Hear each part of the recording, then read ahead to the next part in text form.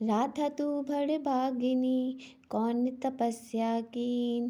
तीनों लोक के पालनहारे, है तेरे आधीन। हरे कृष्णा, मैं नीलम आप सभी का आपके अपने चैनल प्रभु भक्ति संगीत में हार्दिक स्वागत करती हूँ। आज हम मार्गशीर्ष मास के कथा और महात्म्य के 8वें अध्याय का श्रवण करेंगे। सबसे पहले जिन्होंने मेरे पहले के अध्याय नहीं सुने हैं, वो आज का अध्याय सुनने के बाद पहले के अध्याय जरूर सुन लें। आज हम एक सच्ची कहानी का श्रवण करते हैं। परसाने की श्री राधा रानी के अपने गांव में परसाने की कहानी है। एक संत की कथा है। एक समय की बात है, परसाने में एक संत रहा करते थे। प्रतिदिन सुबह उठते यमुना जी में स्नान करते, राधा रानी के दर्शन के लिए जाया करते। यह नियम हर रोज का था। जब तक वह राधा रानी के दर्शन नहीं करते तब तक जल ग्रहण नहीं करते। और राधा रानी के दर्शन करते हुए उनकी उम्र लगभग 80 वर्ष की हो गई जब एक दिन सुबह उठे और प्रतिदिन की तरह उठकर यमुना स्नान किया और राधा रानी के दर्शन को चले। मंदिर के पट खुले और राधा रानी के वह दर्शन करने लगे। दर्शन करते करते उनके मन में यह भाव आया कि मुझे राधा रानी के दर्शन करते 80 वर्ष हो गए, लेकिन मैंने आज तक राधा रानी की कोई भी वस्त्र नहीं चढ़ाया। लोग राधा रानी के लिए कोई नारियल लाता है, कोई चुनरी लाता है, कोई चूड़ी लाता है, कोई बिंदी लाता है, कोई साड़ी लाता है, कोई लहंगा लाता है, कोई लहंगा चुनरिया लाता है, लेकिन मैंने तो आज तक अपनी राधा रानी को कुछ भी नहीं चढ़ाया। यह विचार संत जी के मन में आया कि वह राधा रानी को कुछ ना कुछ लेकर आते हैं, तो मैं अपनी राधा रानी के लिए भी कुछ जरूर लेकर आऊँगा। फिर संत ने मन में कहा, लेकिन मैं क्या लाऊं जिससे कि राधा रानी खुश हो जाए। अब संत सोचते सोचते अपनी कुटिया में आ गए। सारी रात सोचते सोचते सुबह हो गई। उठे और उठ के फिर अपनी कुटिया में ही राधा रानी के पूजन किया और दर्शन के बाद मार्केट में जाकर सबसे सुंदर वाला लहंगा चुनरी का कपड़ा लाए और अपनी कुटिया में आकर के अपने हाथों से लहंगा चुनरी को सिला और सुंदर से उस लहंगा चुनरी में गोटा लगाया। जब पूरा लहंगा चुनरी तैयार हो गया तो मन में सोचा कि इस लहंगा चुनरी को मैं अपनी राधा रानी को पहनाऊंगा तो मेरी राधा रानी बहुत सुंदर लगेंगी। यह सोच संत जी उस लहंगा चुनरिया को लेकर राधा रानी के मंदिर में चले। मंदिर की सीढ़ियाँ चढ़ने लगे तो मन में सोच रहे थे कि आज मेरे हाथों के बनाए लहंगा चुनरी राधा रानी को पहनाऊंगा तो मेरी लाडली खूब सुंदर लगेंगी। यह सोचते ही वह सीढ़ियाँ चढ़ते जा रहे थे। इतने में एक बरसाना की लड़की लाली आई और बाबा से कहती है, बाबा बाबा, आज तो आप बहुत खुश हो। क्या बात है बाबा, बताओ ना बाबा। बाबा ने कहा, आज मैं बहुत खुश हूँ क्योंकि आज मैं अपने हाथों से अपनी लाडली के लिए लहंगा चुनरी लाया हूँ। इस लहंगा चुनरी को राधा रानी जी को पहनाऊंगा और मेरी लाडली बहुत सुंदर दिखेंगी। संत जी की सारी बातें सुनकर लाली ने कहा, बाबा बाबा, मुझे भी दिखाओ ना अपना लहंगा चुनरिया कैसी बनाई। जब लाली जिद करने लगी तो संत जी ने उसे लहंगा चुनरी दिखाया। लहंगा चुनरी देखकर वह लड़की बोली, बाबा ये लहंगा चुनरिया मुझे दे दो। राधा रानी के पास तो बहुत सारी पोशाकें हैं। तो महात्मा बोले कि बेटी मैं तुमको दूसरा बाजार से सिलवा दूंगा, यह तो मैं अपने हाथों से बनाकर राधा रानी के लिए लेकर आया हूँ, मैं तुमको कोई और दूसरा दिलवा दूंगा। लेकिन उस छोटी सी बालिका ने बाबा का दुपट्टा पकड़ लिया। बाबा मुझे ये दे दो। संत पे जिद करने लगा कि दूसरे सिलवा दूंगा और वो दोनों इसी तरह बात करने लगे। लेकिन वह बच्ची इतनी तेज थी कि संत से हाथ छुड़ाकर लहंगा चुनरिया को छीनकर भाग गई। अब तो बाबा को बहुत दुख लगा कि मैंने आज तक राधा रानी को कुछ नहीं चढ़ाया, लेकिन जब लेकर आया तो लाली देखकर भाग गई। मेरा तो जीवन ही खराब है, अब मैं क्या करूँगा। यह सोचकर संत उसी सीढ़ियों में बैठे बैठे रोने लगे। इतने में कुछ संत वहां आए और पूछा, क्या बात है बाबा, आप क्यों रो रहे हो। बाबा ने संतों को पूरी बात बताई। संतों ने बाबा को समझाया और कहा कि आप दुखी मत हो, कल दूसरी लहंगा चुनरी बनाकर राधा को पहना देना। चलो राधा रानी के दर्शन कर लेते हैं। इस प्रकार संत ने बाबा को समझाया और राधा रानी के दर्शन को लेकर ऊपर गए। अब रोना तो बंद हो ही गया, लेकिन मन बहुत खराब था क्योंकि कामना पूरी नहीं हुई। ना तो राधा रानी को लहंगा चुनरी चढ़ा पाए। अब तो मन मने मन से राधा रानी का दर्शन करने संत जा रहे थे और मन में सोच रहे थे कि मुझे लगता है किशोरी जी की इच्छा ही नहीं थी, शायद राधा रानी मेरे हाथों से बनी पोशाक पहनना ही नहीं चाहती थी। ऐसा सोचकर बड़े दुखी होकर जा रहे थे और जब अंदर जाकर राधा रानी के पट खुलने का इंतजार करने लगे। थोड़ी देर में मंदिर के पट खुले तो संतों ने कहा, बाबा देखो, आज तो राधा रानी बहुत सुंदर लग रही हैं। संतों की बात सुन के जैसे ही बाबा अपना सिर उठाया तो देखा कि लहंगा चुनरिया बाबा के हाथ से जो लेकर गए थे वो ही राधा रानी ने पहने। अब बाबा बहुत खुश हो गए और राधा रानी से कहा कि हे राधा रानी, आपसे इतना भी सब्र नहीं हुआ कि मेरे हाथों से ही मंदिर की सीढ़ियों से लेकर भाग गई, ऐसा क्यों किया। तब सर्वेश्वरी सी राधा रानी ने कहा, बाबा आपके भाव को देखकर मुझसे रहा ही नहीं गया। यह केवल पोशाक नहीं है, इसमें आपका प्रेम है, इसलिए तो मैं खुद ही आकर आपके पास लहंगा चुनरिया छीन कर ले गई। इतना सुन करके बाबा भाव विभोर हो गए और बाबा ने उसी समय किशोरी जी को धन्यवाद किया। श्री राधा रानी जी श्री ब्रजधाम की राधा रानी नहीं है, बल्कि बल्कि कृष्ण के हृदय की स्वामिनी भी है। मान्यता है श्री कृष्ण को पाने के लिए, उनकी कृपा को प्राप्त करने के लिए राधा नाम की धुन ही काफ़ी है। राधा रानी के जप से व्यक्ति को श्री कृष्ण का विशेष आशीर्वाद भी मिल जाता है और राधा रानी की कृपा भी प्राप्त हो जाती है। यहाँ पर ये सुंदर सी कथा संपूर्ण होती है। अब हम मार्गशीर्ष मास की महात्म का श्रवण करते हैं। आज के अध्याय में आप श्री राधे चालीसा का पाठ भी सुनेंगे, इसलिए अगर हो सके तो वीडियो को लास्ट तक जरूर देखें। इससे पहले के अध्याय में आपने जाना किस प्रकार देवर्षि नारद ने नारायण मुनि से उस व्रत के बारे में जानना चाहा जिसे एक समय भगवान शिव ने देवी पार्वती से करने के लिए कहा था। उस व्रत का नाम है पुण्य कर। आजकल आप रासपान करेंगे मार्गशीर्ष महात्म्य के अध्याय के 8वें का, और इसी अध्याय में आप जानेंगे पुण्य कर क्या है, इस व्रत को रखने में किन किन सामग्रियों की आवश्यकता होती है, किन किन फलों की प्राप्ति होती है। श्री नारायण मुनि कहते हैं, हे नारद, पुण्य कर का विधान सुनाकर देवी पार्वती जी का मन प्रसन्न हो गया। फिर उन्होंने व्रत की संपूर्ण विधि के विषय में प्रश्न करना आरंभ कर दिया। देवी पार्वती बोली, हे नाथ, आप वेद वेताओं में श्रेष्ठ करुणा के सागर और परात्पर हैं। हे दीन बंधु, कृपया करके इस व्रत का सारा विधान मुझे भी बताइए।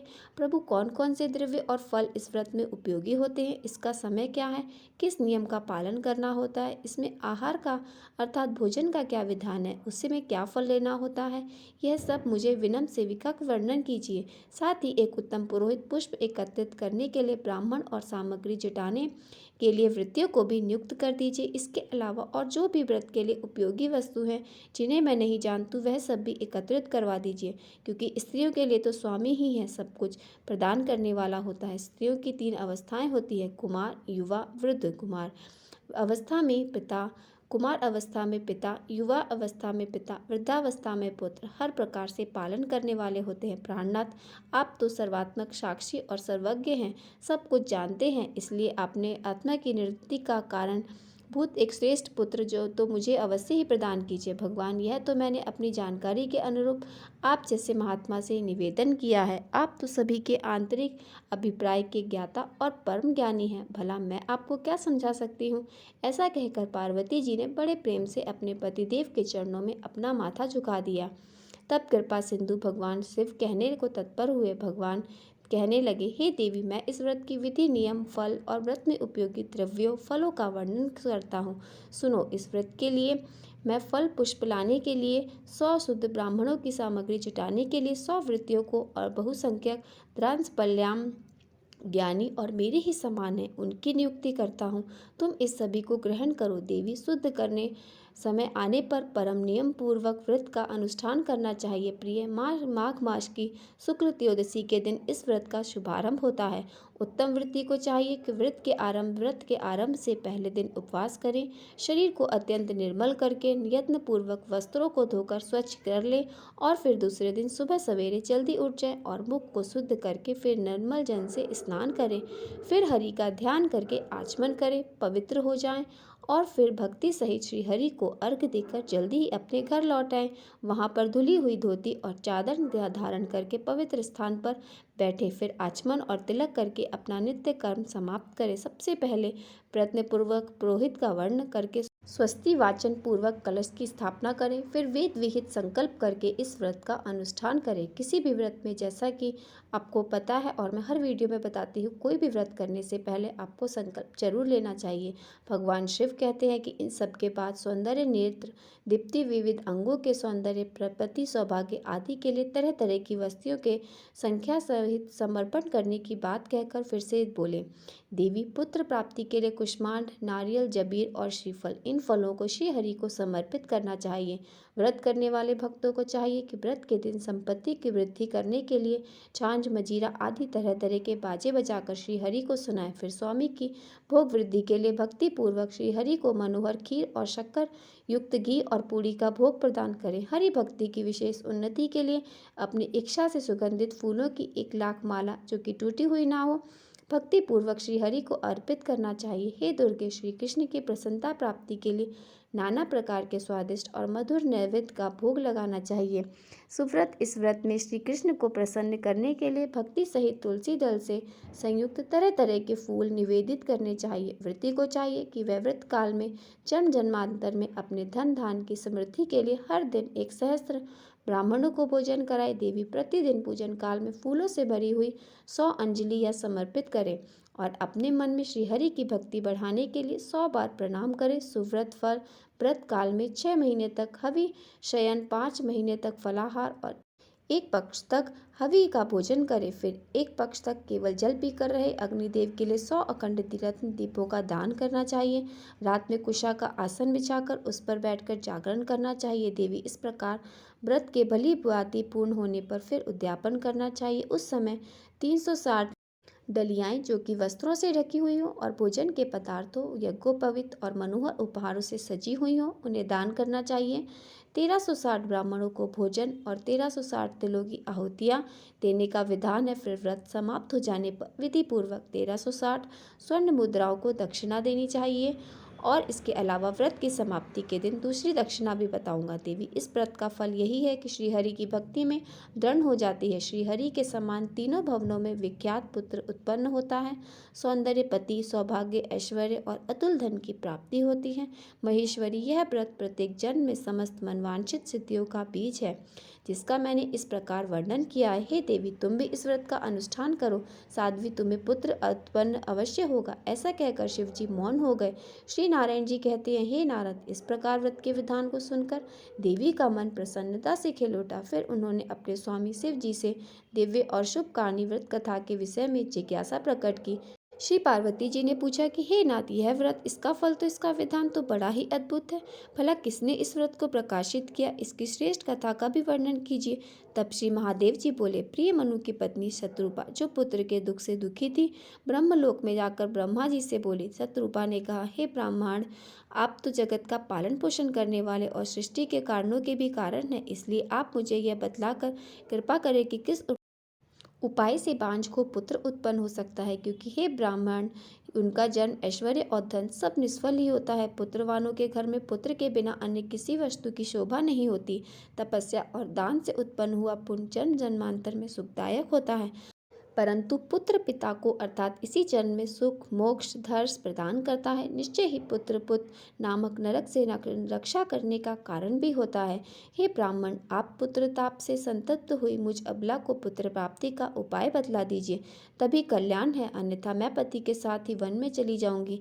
आप प्रजा को धारण करने वाली पृथ्वी, धन, ऐश्वर्य और राज आदि ग्रहण कीजिए, क्योंकि हम दोनों पुत्रहीन को पुत्र के बिना हमसे इन सब से हमें कोई मतलब नहीं। साक्षात ब्रह्मा जी से ऐसा कहकर शत्रुरूपा फूट फूट कर रोने लगी। तब उसकी ओर देखकर कृपालु ब्रह्मा जी ने कहा, वत्सी, जो समस्त ऐश्वर्य आदि का कारण रूप, सभी मनोरथ को देने वाला और शुभ कारक है, उस सुखदायक पुत्र प्राप्ति के उपाय का वर्णन करता हूँ, सुनो। सुवत मात्र माघ मास के शुक्ल पक्ष की त्रयोदशी तिथि के दिन शुद्ध काल में सर्वत्र प्रदान करने वाले श्री कृष्ण की आराधना करके इस उत्तम व्रत का अनुष्ठान करना चाहिए। कर्ण शाखा में इस व्रत का वर्णन किया जाता है और इसे पूरे साल तक करना चाहिए। यह सारी अभिष्ट सिद्धियों का प्रदाता है और सभी विघ्नों का नाश करने वाला है। व्रत के दिनों में विदुक्त द्रव्यों का दान करने वाला है। सुबह तुम भी इसी व्रत का अनुष्ठान करके विष्णु जी के समान पराक्रमी पुत्र प्राप्त करो। ब्रह्मा जी का कथन सुनकर शत्रुपा ने भी इस उत्तम व्रत का अनुष्ठान किया, जिससे उन्हें प्रेव्रत और उत्तानपाद नामक 2 मनोहर पुत्र प्राप्त हुए। देवहूति ने इस पुण्य प्रकोप नामक पुत्र प्राप्त किया, जो सब में श्रेष्ठ, सिद्ध और नारायण के अंश से प्रकट हुए थे। शुभ लक्षणा अरुंधति ने इस व्रत को करके शक्ति को पुत्र रूप में प्राप्त किया।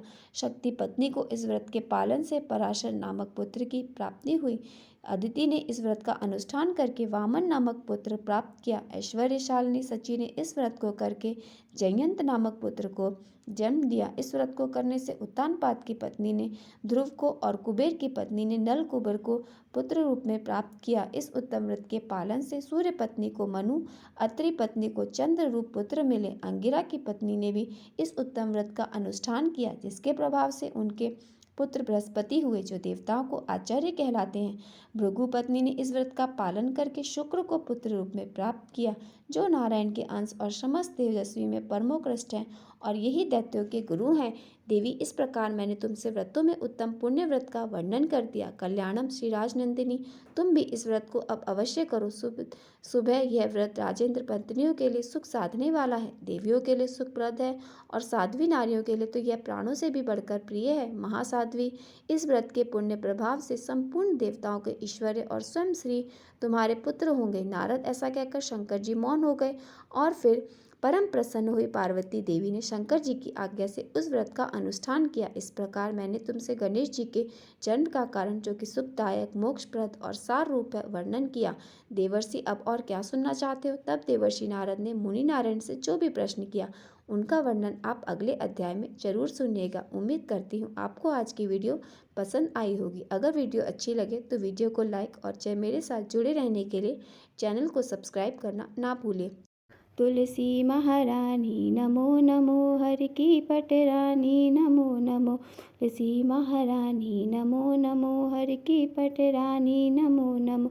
धन तुलसी पूरन तप कीनो, शालिग्राम बनी पटरानी। जाके पत्र मंजरी कोमल, श्रीपति कमल चरण लपटानी। तुलसी महारानी नमो नमो, हर की पटरानी नमो नमो।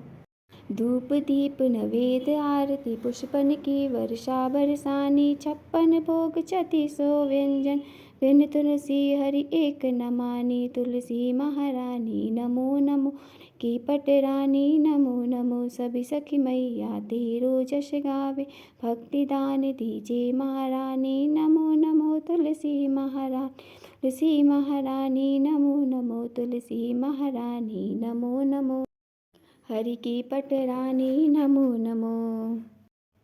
प्रेम से बोलिए तुलसी माता की जय।